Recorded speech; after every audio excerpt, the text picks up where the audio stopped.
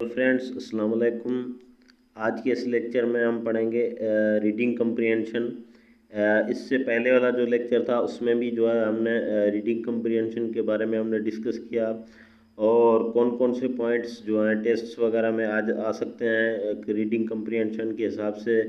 तो आज के इस लेक्चर में उन्हीं पॉइंट्स को, उन्हीं ट्रिक्स को जो कि इससे पहले वाले लेक्चर में हमने डिस्कस की थी, उन्हीं को मद्देनज़र रखते हुए आज के इस लेक्चर में रीडिंग कम्प्रीहेंशन का एक क्वेश्चन जो है वो दिया गया। मतलब रीडिंग कम्प्रीहेंशन दी गई है, उसमें से छोटे छोटे 3-4 क्वेश्चंस दिए गए हुए हैं। जिस तरह टेस्ट डिफरेंट टेस्ट्स वगैरह में आ सकते हैं, तो उसी तरह हम आज के इस लेक्चर में सॉल्व करेंगे।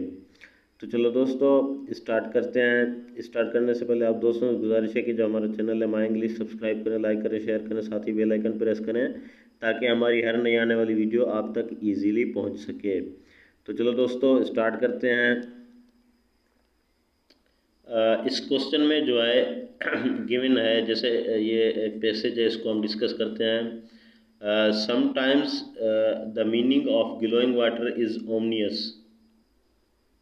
ये कह रहा है कि कभी कभी जो है वो ग्लोइंग वाटर मतलब चमकते हुए पानी का मतलब अच्छा नहीं होता, उसका मतलब होता है जहरीला वगैरह। Off the Pacific coast of North America it may mean that the sea is filled with a minute plant that contains a poison of strange and terrible virulence.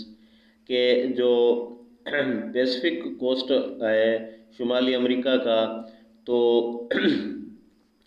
वो जो है वो भरा हुआ है मिनट प्लांट्स से, जो कि बहुत ही जहरीले और बहुत ही जो है बहुत ही अजीब जहरीलापन उनमें भरा हुआ है। About 4 days after this minute plant comes to alter the coastal plankton. मतलब कि 4 दिन के बाद वो जो हैं वो अल्टर करते हैं, मतलब चेंज करते हैं वहाँ का जो साहिली प्लांक्टन है समंदर में, उनको चेंज कर देते हैं। Some of the fishes and shellfishes in the wind city become toxic. के वहाँ की जो मछलियाँ हैं या शेल फिश जो है एक आबी जानवर है मछली की तरह, वो जो हैं वो जहरीले हो जाते हैं। This is because in their normal feeding they have strained the poisonous plankton out of the water. कि वो जो है वो अपनी नॉर्मल फीडिंग जो है उसको चेंज कर देते हैं और वो अपना जो खाना है या मतलब उनका जो फीडिंग है वो जहरीले पानी में हो जाती है। जहरीले प्लांक्टन्स में जो है वो उस पानी में उनकी जो है फीडिंग हो जाती है, मतलब उनका खाना पीना उनकी खुराक जो होती है वो जहरीले पानी में हो जाती है। तो अब देखिए ये एक गिवन है पैसेज। अब हमें जो है इसी पैसेज में से 4 क्वेश्चंस गिवन हैं, उनको हमें सॉल्व करना है। तो अब वन बाय वन इनको सॉल्व करते हैं। अब देखें इसमें जो पहला क्वेश्चन गिवन है, fish and shellfish become toxic when they. अब इसके 4 क्वेश्चंस हैं। अब पहले आप सोचेंगे इनमें से कौन सा हो सकता है, फिर उसके बाद हम डिस्कस करें। जैसे कि पहला है ए जो है वो है स्विम इन पॉइजनस वाटर, के वो जहरीले पानी में तैरती हैं उस वजह से। Feed on poisonous plants. Poisonous plants मतलब कि जहरीले जो प्लांट्स हैं मतलब पौधे, उनमें वो खाना खाती हैं, उनमें उनको खाती हैं, मतलब उन्हीं में जो है उनकी खाद खुराक होती है। इस वजह से चेंज देयर फीडिंग हैबिट्स, वो जो है अपनी खाने पीने की हैबिट्स जो है उनकी जो मतलब कि हम कहें कि डिफरेंट उनकी आदत्स जो हैं वो चेंज कर देती हैं। उस वजह से गिव ऑफ स्ट्रेंथ ग्लो, कि वो बहुत ही ज़्यादा अजीब तरीके से चमकती हैं। इस हिसाब से take strengthen into their systems, कि वो जहरीलापन अपने सिस्टम में लाती हैं इस वजह से। तो ये 4 ऑप्शन है, पहले आप सोचें फिर उसके बाद जो है हम डिस्कस करते हैं। देखें इसका जो राइट ऑप्शन है वो है बी। वो इस हिसाब से कि देखें इसकी जो है लास्ट 3 लाइन्स में गिवन है, जैसे कि ये 3 लाइन्स में अगर आप इनको अच्छी तरीके से पढ़ेंगे तो इनमें इसी का क्वेश्चन का आंसर जो है गिवन है कि मछलियाँ जो है वो जहरीले पानी में अपना जो है खाद्य खुराक करती हैं, मतलब खाती पीती हैं, तो इस हिसाब से वो जहरीली हो जाती हैं। तो ये जो है इसका जो राइट ऑप्शन है वो है बी। वो जो है बी है वो इस हिसाब से, जैसे कि इन 3 लाइन में भी इसी का आंसर पड़ा हुआ है कि जो है वो जहरीले पानी में खाती हुई थी। अब देखें, हमने इससे पहले वाले लेक्चर में डिस्कस किया था कि जो है कोई ना कोई स्टेटमेंट दी होती है, उनमें से जो है कोई ना कोई क्वेश्चन आ सकता है कब रीडिंग कम्प्रीहेंशन में। देखिए इसमें ये एक स्टेटमेंट है 3 लाइन्स में कि मछलियाँ जो है वो जहरीले पानी में अपनी जो है खाद्य खुराक करती हैं, खाती पीती हैं, उस वजह से जो है वो जहरीली हो जाती हैं। तो ये एक स्टेटमेंट है, और देखिए इसी स्टेटमेंट में से क्वेश्चन आया हुआ है। तो इस हिसाब से इस तरह के क्वेश्चंस भी आ सकते हैं रीडिंग कम्प्रीहेंशन में। तो चलो दोस्तों, अब चलते हैं सेकंड नंबर क्वेश्चन पे। अब देखें इसका जो सेकंड नंबर क्वेश्चन है, one can most reasonably conclude that plankton are, के प्लांकटन जो है, प्लांकटन का इनमें जिक्र है क्वेश्चन, मतलब कि रीडिंग कम्प्रीहेंशन में। तो प्लांकटन जो है वो क्या चीज़ है, मतलब अब इसमें 4 ऑप्शन है, पहले आप सोचेंगे कौन सा हो सकता है, फिर उसके बाद जो है हम डिस्कस करेंगे। पहला है माइन्यूट ऑर्गेनिजम्स, बी है म्यूजल्स, सी है पॉइजनस फिश, डी है शेल फिश, और ई है फ्लूइड्स। तो पहले आप 5 सेकंड सोचें, फिर उसके बाद हम डिस्कस करते हैं।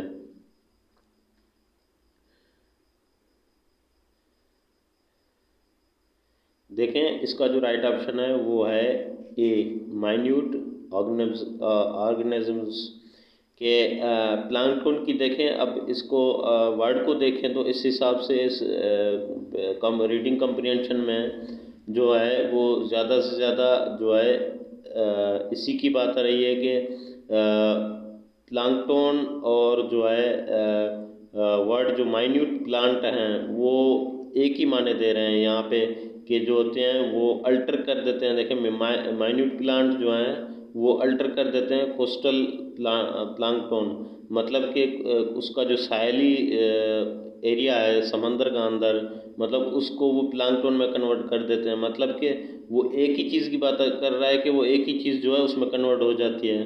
तो इस हिसाब से प्लांकटन का यहाँ पे मकसद जो है वो माइन्यूट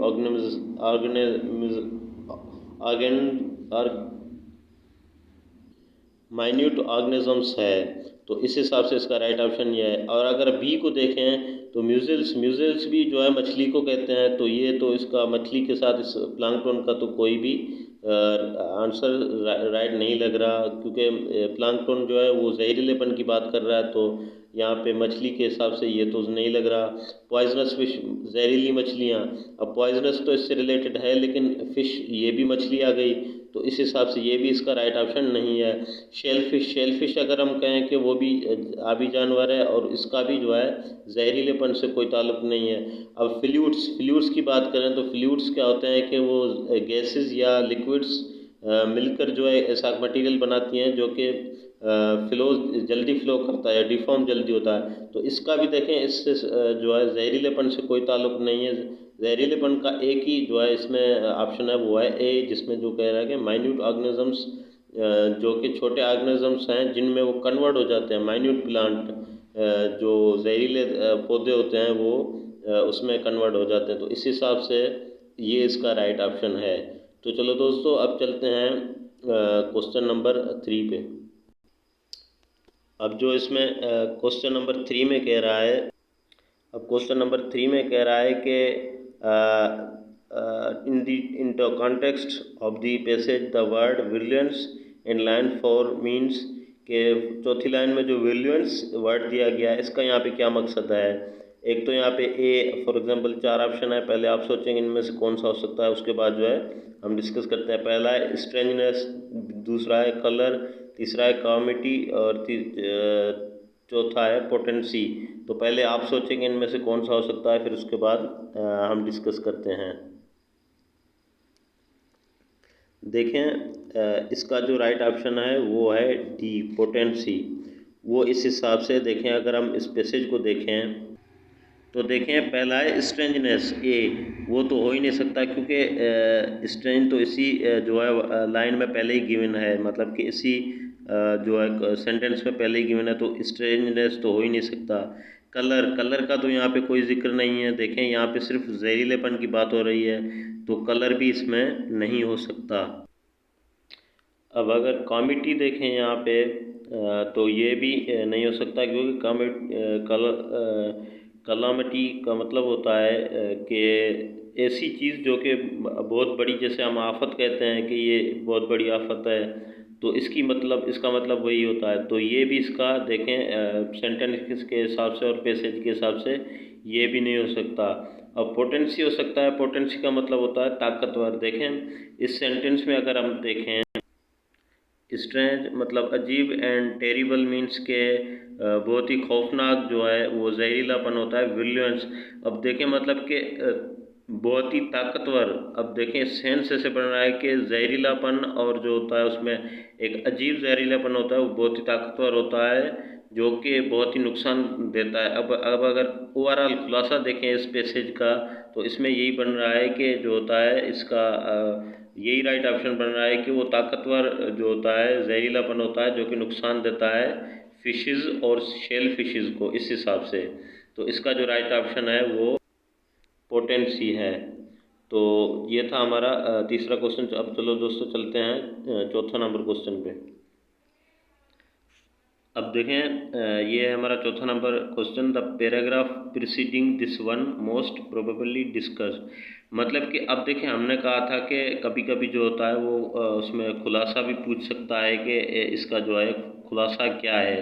मतलब कि ओवरऑल जो पैसेज हमने पढ़ा उसका मतलब क्या है। ओवरऑल जो होता है उसका मतलब भी पूछ सकता है कि दो या दो से ज़्यादा वर्ड में उस पूरे ओवरऑल जो होता है पैसेज का खुलासा बता दें।